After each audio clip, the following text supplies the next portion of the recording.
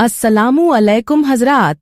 आज सुनिए इस्मत चुगताई का मशहूर अफसाना अमरबेल बड़ी मुमानी का कफन भी मैला नहीं हुआ था कि सारे खानदान को शुजात मामू की दूसरी शादी की फिक्र डसने लगी।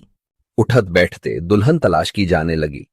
जब कभी खाने पीने से निमटकर बीवियां बेटियों की बरी या बेटियों का जहेज टांकने बैठती तो मामू के लिए दुल्हन तजवीज की जाने लगी। अरे अपनी कनीज फातिमा कैसी रहेंगी? भी घास तो नहीं खा गई हो? कनीज फातिमा की सास ने सुन लिया तो नाक चोटी काटकर हथेली पर रख देंगी। जवान बेटे की मैयत उठते ही वो बहू के गिर्द कुंडल डालकर बैठ गई। वो दिन और आज का दिन दहलीज से कदम ना उतारने दिया। निगोड़ी का मायके में कोई मरा जीता होता तो शायद कभी आना जाना हो जाता।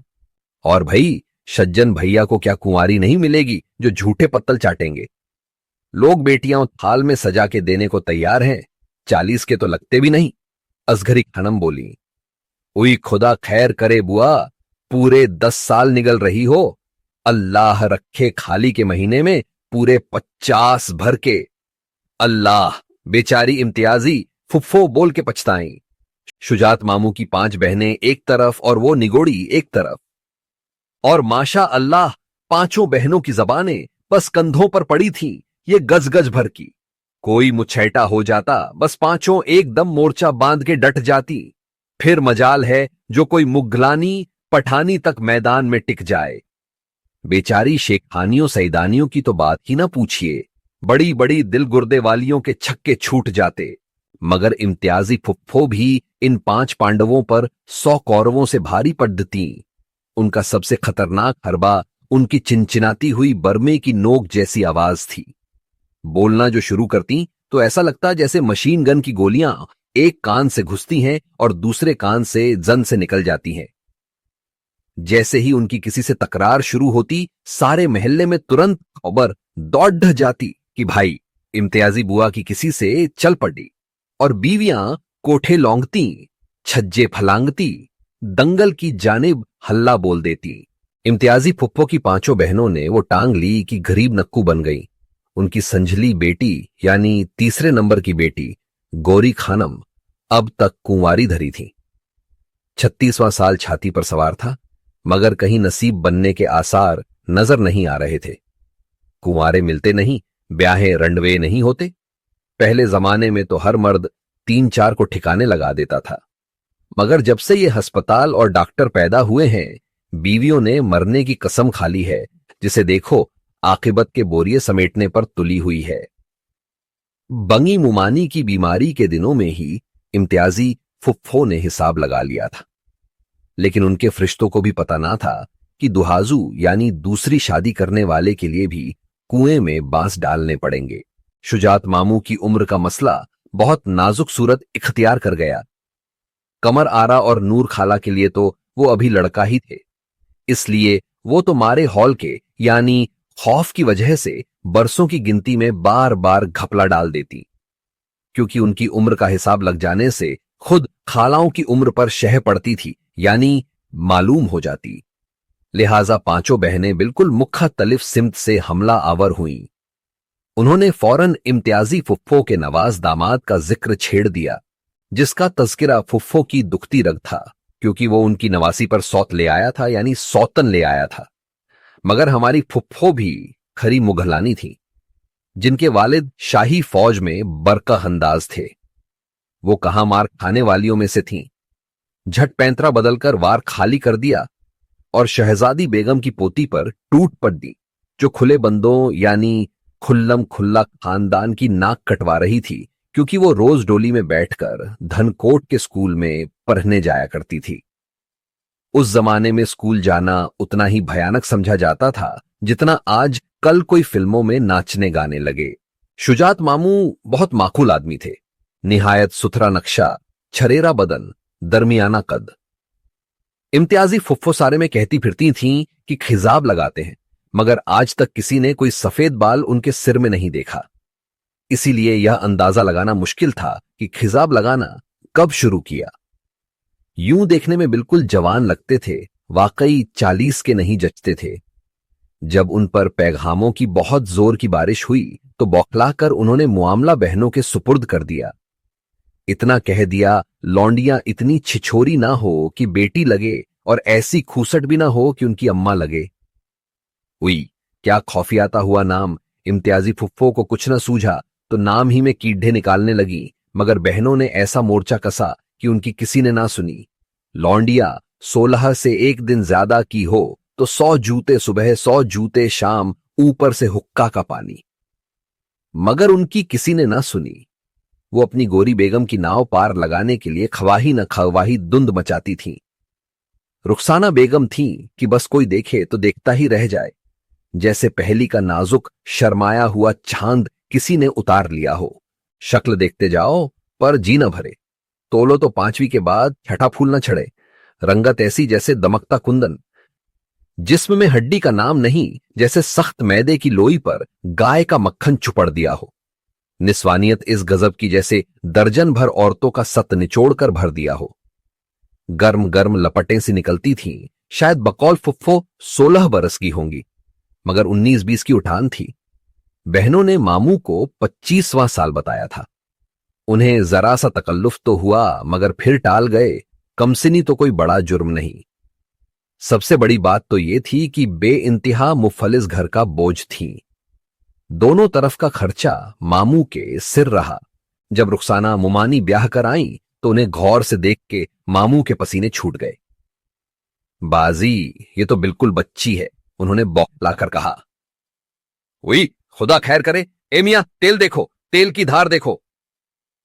मर्द साठा और पाठा, बीवी बीसी और खीसी, 2-4 बच्चे हुए नहीं कि सारी कलई उतर जाएगी।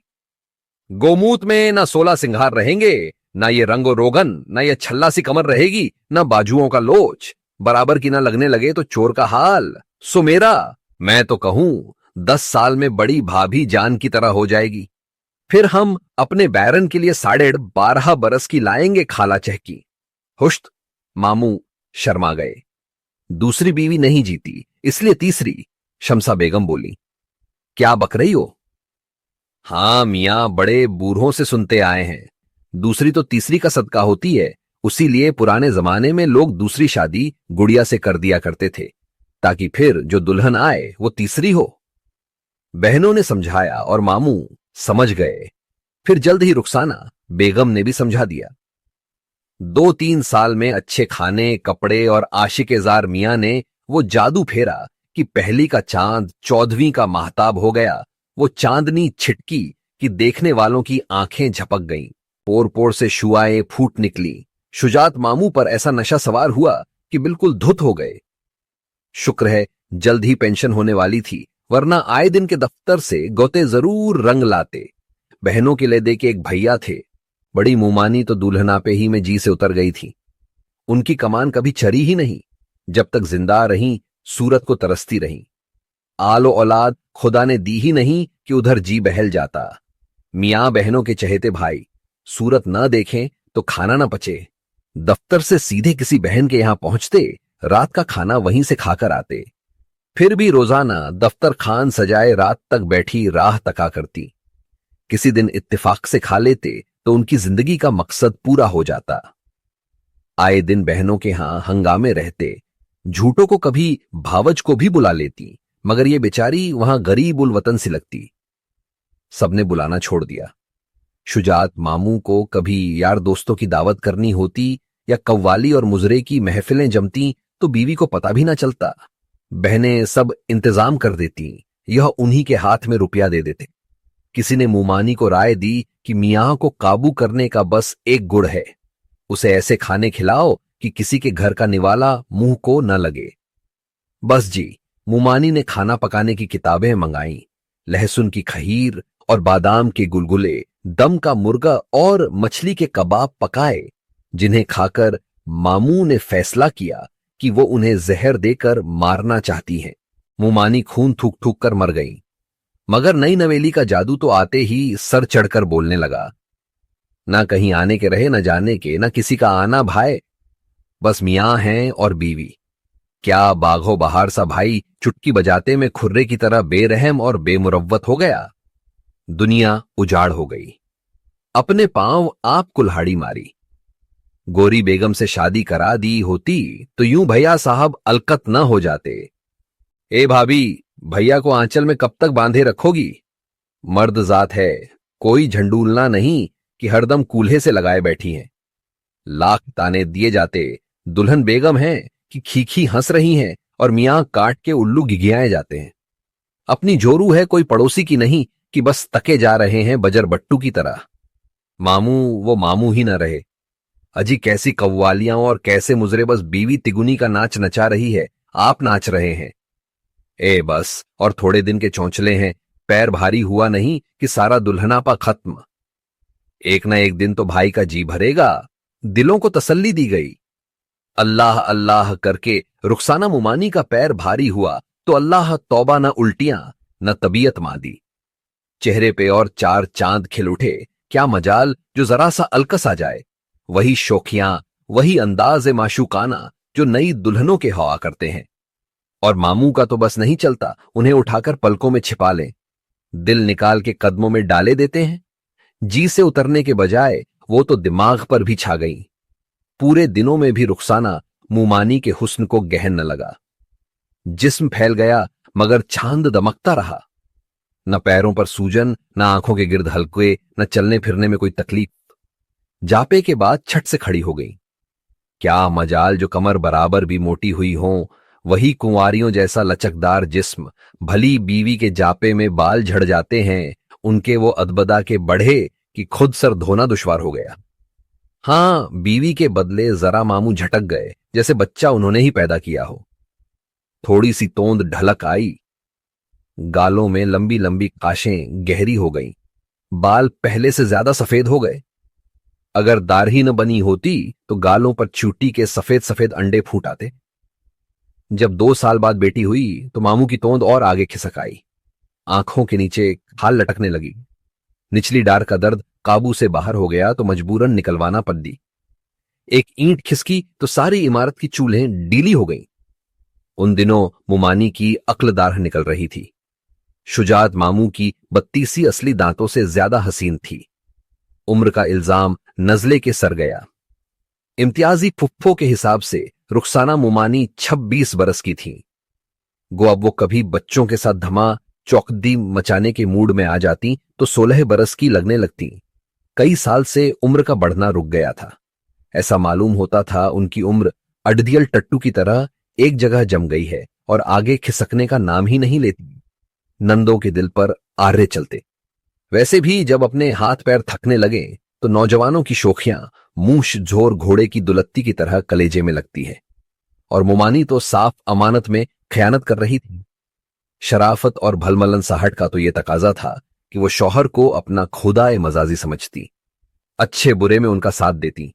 ये नहीं कि वो थके मांदे बैठे हैं और बेगम बेतहाशा मुर्गियों के पीछे दौड़ रही हैं। अरे भाभी, खुदा तुम्हें कुछ अक्ल दे, न सर की खबर है न पैर की, हुड़दंगी बनी मुर्गियां खदेड़ रही हो। तो क्या करूं खाला। उई, लो और सुनो। भी मैं तुम्हारी खाला कब से हो गई। सज्जन भाई मुझसे 4 साल बड़े हैं माशाअल्लाह। बड़ा भाई बाप बराबर, तुम भी मेरी बड़ी हो। खबरदार जो तुमने फिर मुझे खाला कहा। जी बहुत अच्छा। शादी से पहले रुखसाना मुमानी की अम्मा उनकी दुपट्टा बदल बहन कहलाती थी। वही हुस्न और कमसिनी जिसने एक दिन शुजात मामू को घोलाम बना लिया था, अब उनकी आंखों में खटकने लगी। लंगड़ा बच्चा जब दूसरे बच्चों के साथ नहीं दौड़ पाता तो चढ़कर मचल जाता है कि तुम बेईमानी कर रहे हो। मुमानी उनके साथ दगा कर रही थी। कभी कभी तो उन्हें लड़कियों बालियों की तरह हंसता या दौड़ते भागते देखकर उनके दिल में टीसें उठने लगती। वो जलकर कोयला हो जाती। लौंडों को लुभाने के लिए क्या तन तन के चलती हो। वो जहर उगलने लगे। हां, अब कोई जवान पट्टा ढूंढ लो। मुमानी पहले तो हंसकर टाल देती, फिर झेप कर गुलनार हो जाती। इस पर मामू और भी चराग खपा होते और भारी भारी इल्जाम लगाते। फलां से आंखें लड़ा रही थीं, दिमाके से तुम्हारा ताल्लुक है। तब मुमानी सन्नाटे में रह जाती। मोटे मोटे आंसू छलक उठते। अलगनी से दुपट्टा घसीटकर वो अपना जिस्म ढककर सर झुकाए कमरे में चली जाती। मामू का कलेजा कट जाता उनके पैरों तले से जमीन खिसक जाती।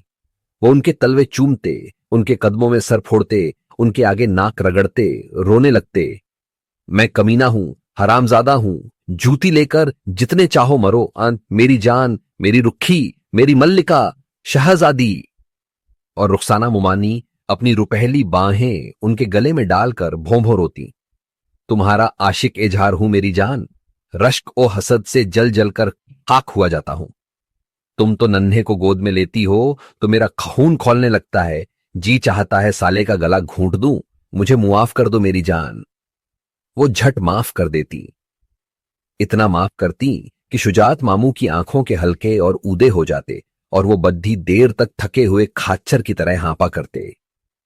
फिर ऐसे भी दिन आ गए कि वो माफी भी न मांग सकते। कई कई दिन वो रूठे पदड्डे रहते। बहनों की उम्मीदें बंध जाती। भैया जान भाभी को कुढ़ा कुढ़ा कर मार रहे हैं। अब कोई दिन जाता है कि यह आए दिन की दांता किल किल रंग लाएगी। मुमानी छुप छुप कर घंटों रोती। आंसू भरी आंखों में लाल लाल डोरे और भी सितम ढाने लगते। सुता हुआ जर्द चेहरा जैसे सोने की गिन्नी में किसी बेईमान सुनार ने चांदी की मिलावट बढ़ा दी हो। फीके फीके होंठ, माथे पर उलझी सी एक वारफ्ता लट, देखने वाले कलेजा थाम कर रह जाते। हुस्न सोगवार को देखकर मामू के कंधे और झुक जाते, आंखों की वीरानी बढ़ जाती। एक बेल होती है, अमर बेल, हरे हरे समपोलिये जैसे डंठल, जड़ी नहीं होती। यह हरे डंठल किसी भी सरसब्ज पेड़ पर डाल दिए जाए तो बेल उसका रस चूसकर फलती फूलती है। जितनी ये बेल फैलती है उतना ही वो पेड़ सूखता जाता है। जो जो रुखसाना बेगम के चमन खिलते जाते थे, मामू सूखते जाते थे। बहनें सर जोड़कर खुसर फुसर करती। भाई की दिन ब दिन गिरती हुई सेहत को देखकर उनका कलेजा मुंह को आता था। बिल्कुल झिरकुट हो गए थे। गठिया की शिकायत तो थी ही, नजला अलग अज्जाबे जान हो गया। डॉक्टरों ने कहा खैजाब कतई मुवाफिक नहीं। मजबूरन मेहंदी लगाने लगे। बेचारी रुखसाना एक एक से बाल सफेद करने के नुस्खे पूछती फिरती थी। किसी ने कहा अगर खुशबूदार तेल डालो तो बाल जल्दी सफेद हो जाएंगे। दुखिया ने इत्र सर में झोंक लिया। मामू की नाक में जो शमामत उल अंबर की मदहोश कण खुशबू की लपटें पहुंची तो वो गहली जैब उन्होंने मुमानी पर लगाए कि अगर बच्चों का ख्याल ना होता तो मुमानी कुएं में कूद जाती। उनके बाल सफेद होने की बजाय और मुलायम और चमकदार होकर डसने लगे।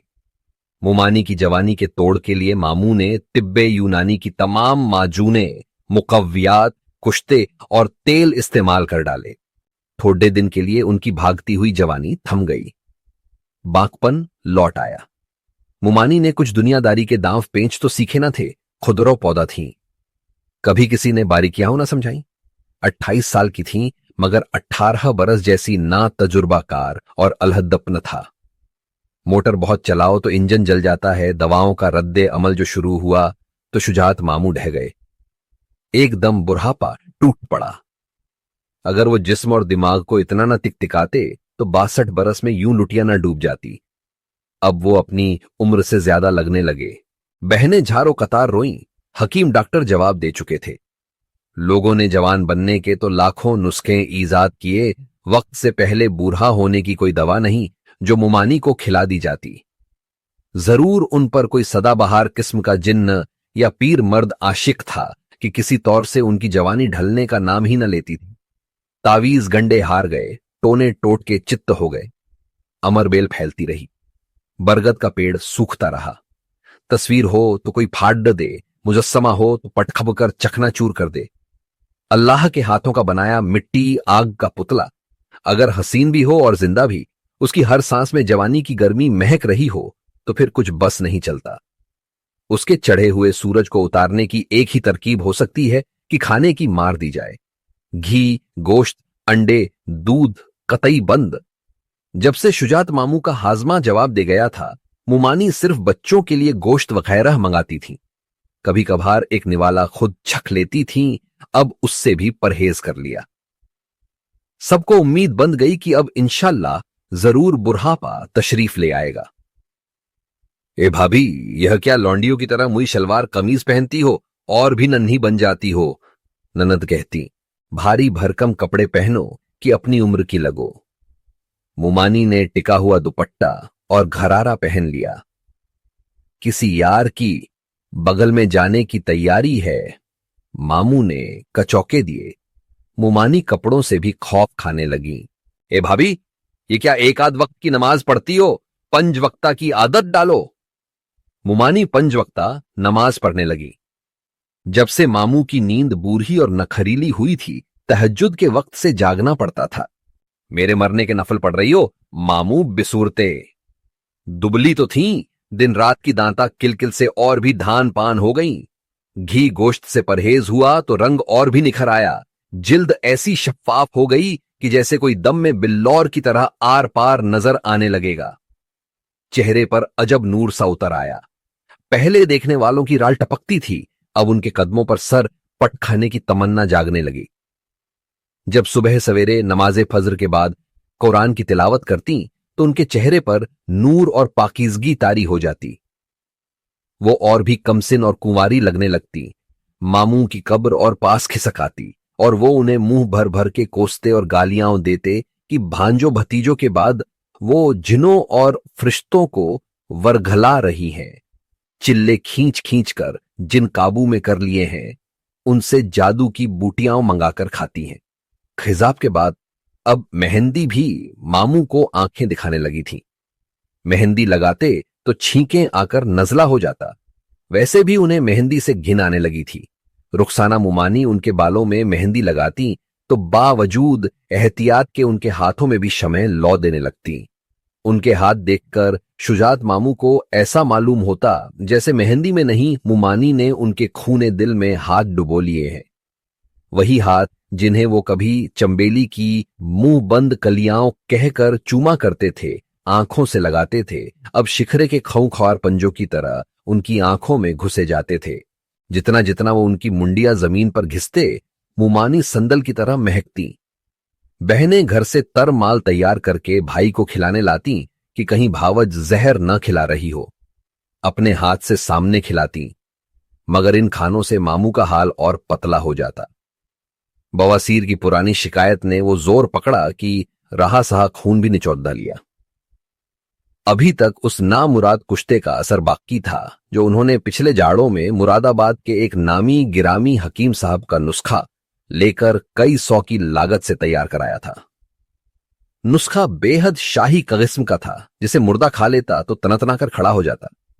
मगर मामू गोंदनी की तरह फोड़ों से लद गए। दुखिया मुमानी घी को सैकड़ों बार पानी से धोती, उसमें गंधक और बहुत सी दवाएं कूट छान कर मिलाती। धड़ियों मरहम थोपा जाता, पतीलियों में नीम के पत्तों का पानी उठाती और सुबह शाम पीप खून धोती। उनमें से चंद फोड़े मुस्तकिल नासूर बन गए थे और मामू को निगल रहे थे। फिर एक दिन तो अंधेर ही हो गई। मामू बहुत कमजोर हो गए थे। बहनें बैठी भावज का दुखड़ा रो रही थी कि नज्जी बुढ़िया खुदा जाने कहां से आन मरी। पहले तो वो शुजात मामू को नाना जान समझकर उनसे फ्लर्ट करने लगी। किसी जमाने में नाना जान उस पर बहुत मेहरबान रह चुके थे। बुढ़िया नामुराद की मत मारी गई थी। नाना जान को मरे 20 बरस हो चुके थे और वो अपनी चीपड़ भरी आंखों में पुराने ख्वाब जगाने पर मुसिर थी। बड़ी लेदे के बाद वो मामू का असली मुकाम समझी तो मरहूमा मुमानी का मातम ले बैठी। है क्या बुढ़ापे में दगा दे गई? अचानक उसकी नजर मुमानी पर जा पड़ी। मुमानी सहन में कबूतरों को दाना डाल रही थी। अजब प्यारे अंदाज में वो गर्दन नौड़ाए बैठी थी, जैसे तस्वीर खिंचवा रही हो। कबूतर उनकी बिल्लौरी दमकती हुई हथेली को गुदगुदा रहे थे और वो बेइख्तियार हंस रही थी। हाय मैं मर गई। बुढ़िया ने अपना चपाती जैसा सीना कूटकर रुखसाना मुमानी की तरफ हवा में बलाएं लेकर कनपटियों पर 10 उंगलियां चढ़ चढ़ चट खाएं। अल्लाह पाक नजर ए बद से बचाए। बिटिया तो चांद का टुकड़ा है, मैं जानू मीठा बरस लगा है। ए मियां, वो राजदारी के अंदाज में मामू के करीब खिसकी। सौदागरों का मंझला बेटा विलायत पास करके आया है। अल्लाह कसम बस चांद और सूरज की जोड़ी रहेगी। किसी जमाने में बुढ़िया बड़ी मार्के की मशाता थी, अब उसका बाजार बंद हो चुका था। चोंडा सफेद हुआ, हाथ पैर से माजूर हुई तो टुकड़े मांगकर गुजर औकात करने लगी थी। थोड़ी देर तक तो किसी की समझ ही में ना आया कि बुढ़िया मुर्दार क्या बक रही है। सौदागरों का मंझला बेटा जो विलायत पास था सबकी निगाहों में था। किसी को शुभा यानी शक भी ना हुआ कि नाशुदनी कुत्तामा रुखसाना मुमानी का रिश्ता लगाने की ताक में है। इमाम हुसैन की कसम, मियां मैं तो कंगनों की जोड़ी लूंगी। बात छेड़ूं? बात जो वाज़ेह हुई और पानी मरा तो भिड़ों का छत्ता छिड़ गया। चारों तरफ से तोपें दगने लगीं। है मुजन्नम पीटी को क्या खबर। बुढ़िया स्लीपर पहनती रपटी बाहर की तरफ चलते चलते उसने मामू की पिटी हुई सूरत पर एक मुश्तबा नजर डाली। मुंह पर तो साफ कुंवारपना बरस रहा है। उस दिन शुजात मामू ने कुरान उठाकर सबके सामने कह दिया कि ये दोनों बच्चे उनके नहीं, अड़ोस पड़ोस की मेहरबानियों का फल हैं जिनसे रुखसाना बेगम ताक झांक किया करती है। उस रात वो रोते रहे, कराहते रहे, अंगारों पर लौटते रहे। उस रात उन्हें बड़ी मुमानी बहुत याद आई। उनके बाल कबलज वक्त पक गए थे। उनकी जवानी, उनका दुल्हनापा आंसुओं में बह गया। नेकी और पारसाई का मुजस्समा, वफा की पुतली, उनके हिस्से का बुढ़ापा भी उन्होंने अपने वजूद में समेट लिया और शरीफ बीवियों की तरह जन्नत को सिधारी। आज वो होती तो यह दर्द, यह सोजिश, ये सफेद जड़ों वाले मेहंदी लगे बाल, ये रिश्ते नासूर, ये तन्हाई बढ़ जाती। फिर बुढ़ापा यूं ना दहलाता। दोनों साथ बूढ़े होते, एक दूसरे के दुख को समझते, सहारा देते। अमर बेल दिन दूनी रात चौगुनी फैलती गई। बड़के पेड़ का तना खोखला हो गया, टहनियां झूल गईं, पत्ते झड़ गए। बेल पास के दूसरे हरे भरे पेड़ पर रेंग गई। कैसा जहां सोच समा था। शुजात मामू की मैयत सहन में बनी संवरी रखी हुई थी। बहनें खड़ी खड़ी पछाड़ें खा रही थीं। मामू ने अपनी सारी जायदाद बहनों के नाम हेबा कर दी थी। रुखसाना मुमानी सबसे अलग थलग दर से लगी बैठी थी। कहने वाले कहते हैं कि इतनी हसीन और सोगवार बेवा जिंदगी में कभी नहीं देखी। सफेद कपड़ों में वो अजीब पुर असरार ख्वाब लग रही थी। रो रो कर आंखें मखमूर और बोझल हो रही थी। जर्द चेहरा पुखराज के नगीने की तरह दमक रहा था। पुरसे को आने वाले सब कुछ भूलकर बस उन्हें तकते रह जाते। उन्हें मरहूम की खुश नसीबी पर रश्क आ रहा था। मुमानी पर बेपनाह बेबसी और अफसुर्दगी छाई हुई थी।